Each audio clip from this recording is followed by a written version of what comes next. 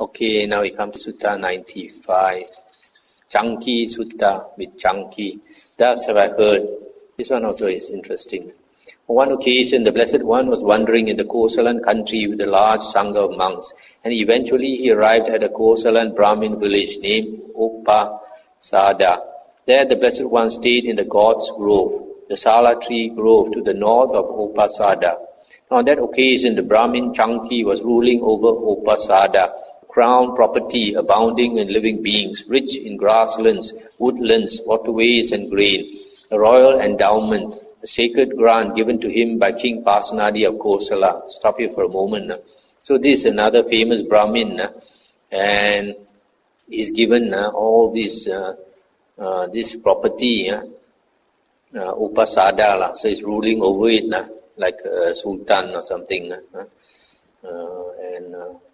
and this was given to him by the king. The Brahmin householders of Upasada heard. The recluse Gautama, this description of this Buddha, where they praise the Buddha for being an Arahant and all that. And it's good to see such Arahants. Then the Brahmin householders of Upasada set forth from Upasada in groups and bands and headed northwards to the God's Grove, the Sala tree grove. On that occasion, the Brahmin Canki had retired to the upper story of his mansion for his midday rest.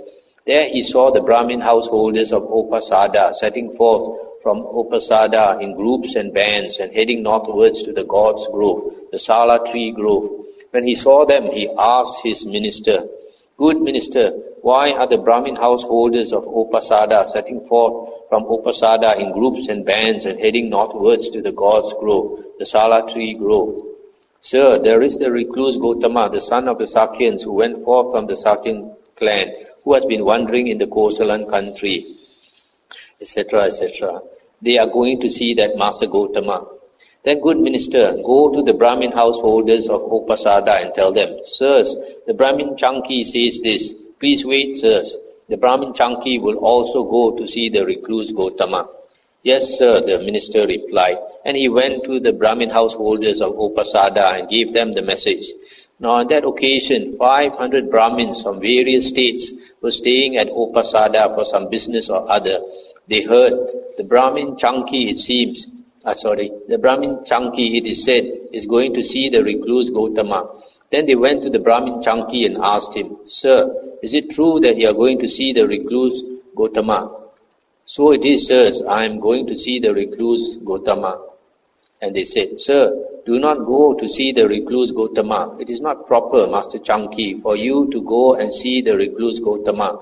Rather, it is proper for the recluse Gautama to come and see you. For you, sir, are well born on both sides, of pure maternal and paternal descent, 7 generations back, unassailable and impeccable in respect of birth.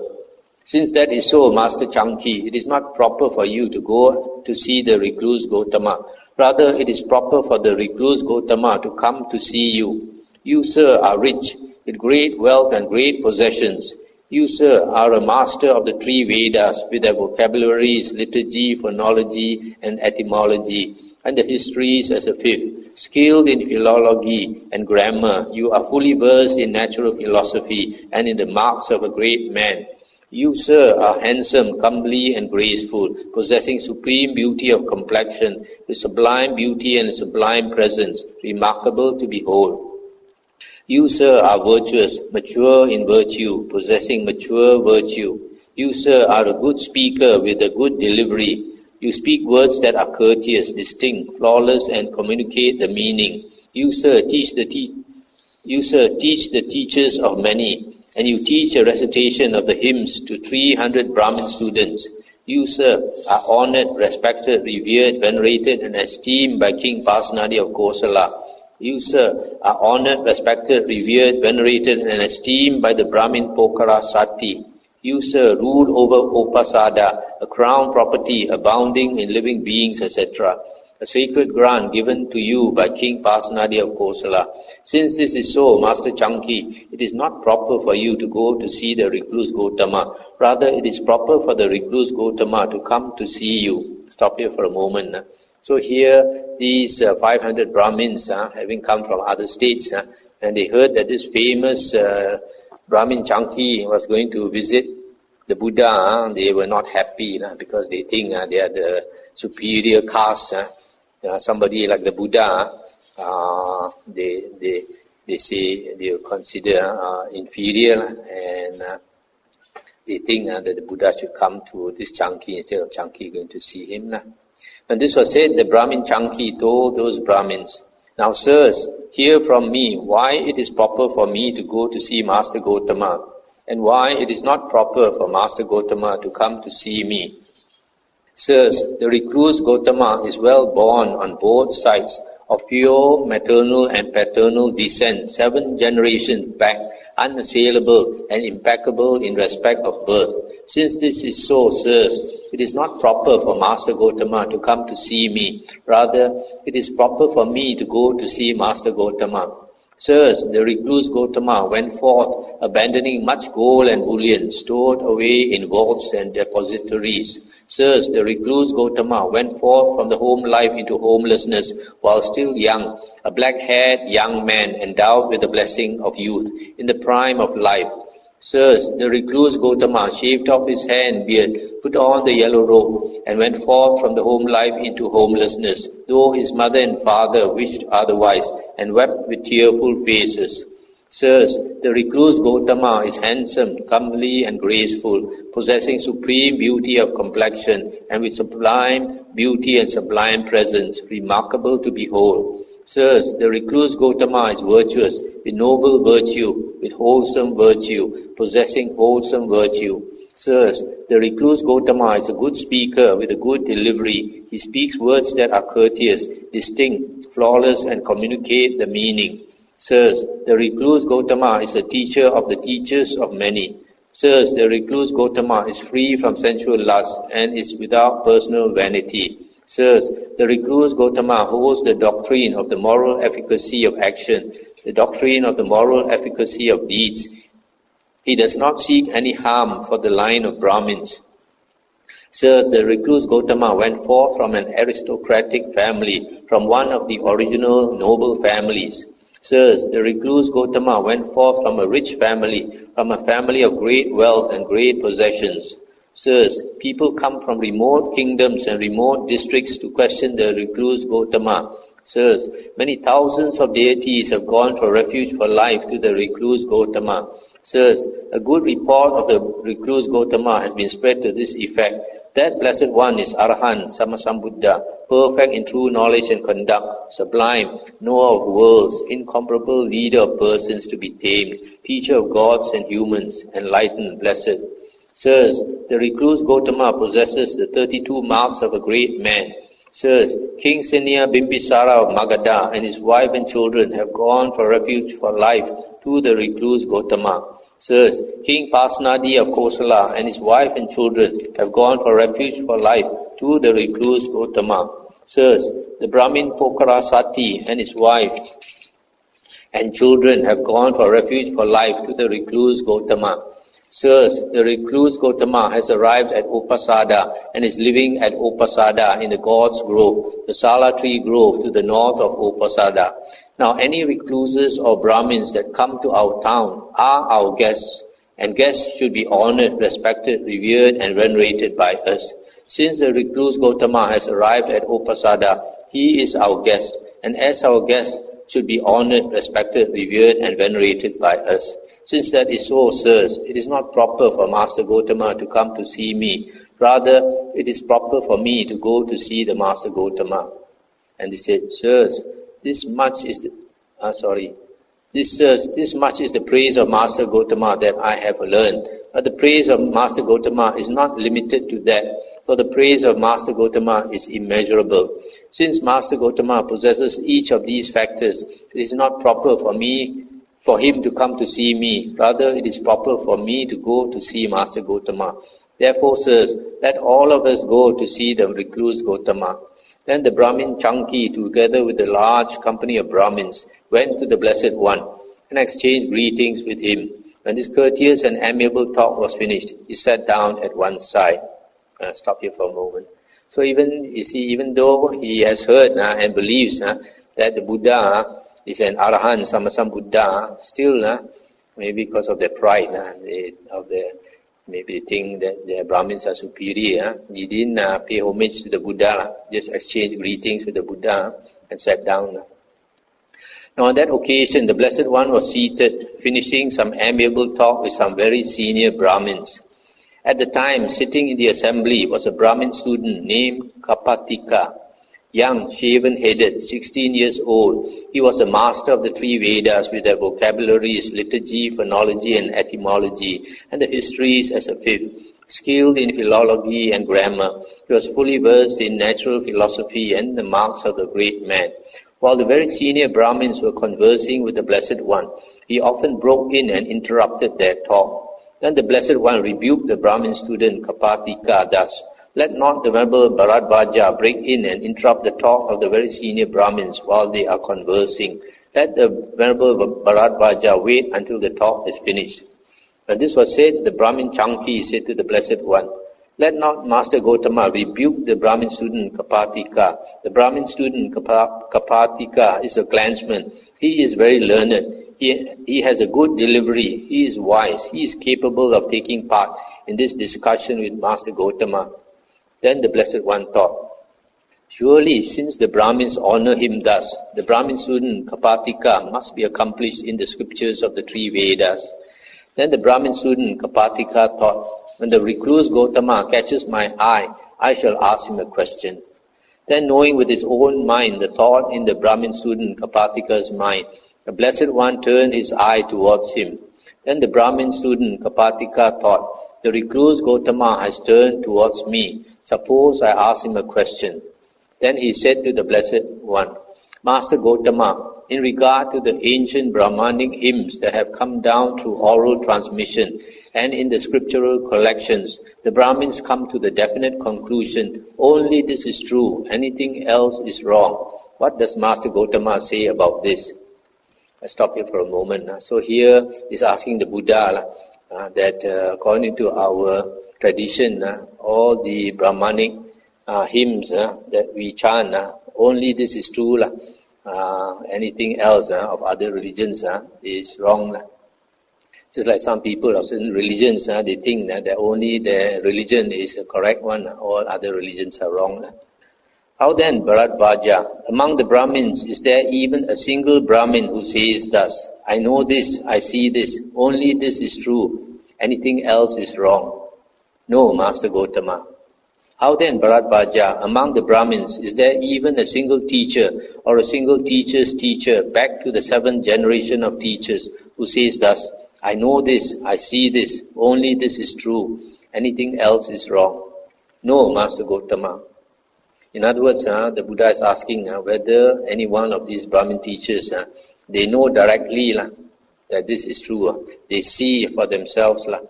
That means implying psychic power, that they know and see all this directly by themselves. And he says no. How then, Bharadvaja, the ancient Brahmin seers, the creators of the hymns, the composers of the hymns, whose ancient hymns that were formerly chanted, uttered and compiled, the Brahmins nowadays still chant and repeat, repeating what was spoken and reciting what was recited. That is, Ataka, Vamaka, Vamadeva, Vesamita, Yamatagi, Angirasa, Bharadvaja, Vaseta, Kasapa and Bagu. Did even these ancient Brahmin seers say thus, "We know this, we see this, only this is true, anything else is wrong"? No, Master Gotama. Stop here for a moment. You see here, the Buddha can quote to them their ancient Brahmin seers, those who created their hymns. And he can mention all these names, Ataka, Vamaka, Vamadeva, Vesamita, etc. Probably many of these Brahmins don't even know who were these ancestors of theirs. So the Buddha said, these ancient Brahmin seers say that they know directly, they see directly this. Only their hymns are correct, everybody else is wrong. And they say no, and he said, "No, Master Gotama." So Bharadvaja, it seems that among the Brahmins there is not even a single Brahmin who says thus, "I know this, I see this, Only this is true. Anything else is wrong. And among the Brahmins, there is not even a single teacher or a single teacher's teacher, back to the 7th generation of teachers, who says thus, I know this, I see this, only this is true, anything else is wrong. And the ancient Brahmin seers, the creators of the hymns, the composers of the hymns, whose ancient hymns that were formerly chanted, uttered and compiled, the Brahmins nowadays still chant and repeat, that is Ataka, Vamaka, etc. Even these ancient Brahmin seers did not say thus, we know this, we see this, only this is true, anything else is wrong. Suppose there were a file of blind men, each in touch with the next. The first one does not see, the middle one does not see, the last one does not see. So too, Bharadvaja, in regard to their statement, the Brahmins seem to be like a file of blind men. First one does not see, the middle one does not see, the last one does not see. What do you think, Bharadvaja? That being so, does not the faith of the Brahmins turn out to be groundless? Stop here for a moment. So you can see here, in front of many hundreds of these Brahmins, the Buddha is putting them down, saying that you Brahmins, you claim only your teaching is true, but your teachers, all of you are like blind men, one leading, following the one in front, but all are blind, not even a single one of you have seen this truth directly and know directly. This is quite a statement to make in front of several hundred Brahmins who are so arrogant about their caste. Then he said, the Brahmins honor this not only out of faith, Master Gotama, they also honor it as oral tradition. And the Buddha said, Bharadvaja, first you took your stand on faith, now you speak of oral tradition. There are 5 things, Bharadvaja, that may turn out in 2 different ways here and now. What 5? Faith, approval, oral tradition, reason, cogitation, and reflective acceptance of a view. These 5 things may turn out in 2 different ways here and now. Now something may be fully accepted out of faith, yet it may be empty, hollow and false. But something else may not be fully accepted out of faith, yet it may be factual, true and unmistaken. Again, something may be fully approved of, or may be well cogitated, may be well reflected upon, yet it may be empty, hollow and false. But something else may not be well reflected upon, yet it may be factual, true and unmistaken. Under these conditions, it is not proper for a wise man who preserves truth to come to the definite conclusion, only this is true, anything else is wrong. Stop here for a moment. So here the Buddha anticipated that he was probably going to bring up all the other things. So the Buddha told him there are 5 things. You can take your stand on faith as you originally did, or you can take your stand on oral tradition, and there are 3 more. You can take your stand on reason, cogitation, or approval or reflective acceptance of a view. But any one of these 5, the Buddha says, it may be true or it may be false. So even before he has brought up all the others, the Buddha already told him all these are possible. Then he said, but Master Gotama, in what way is there the preservation of truth? How does one preserve truth? We asked Master Gotama about the preservation of truth.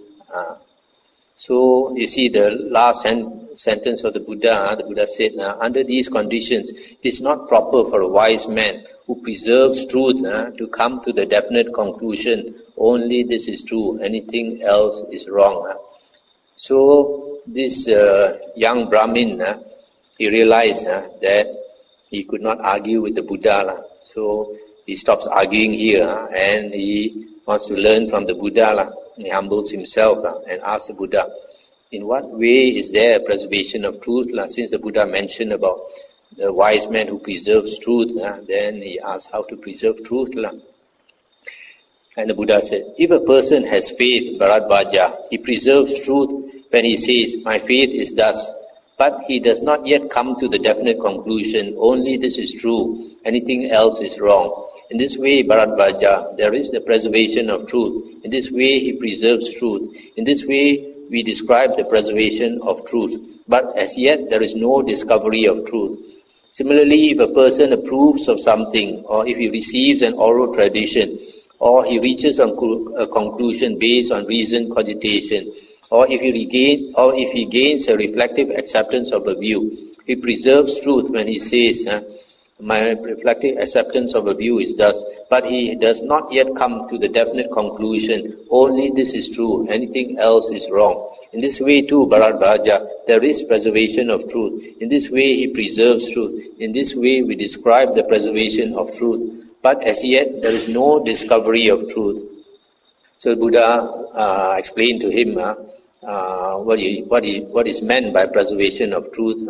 But the Buddha says, at this point, there's still no discovery of truth.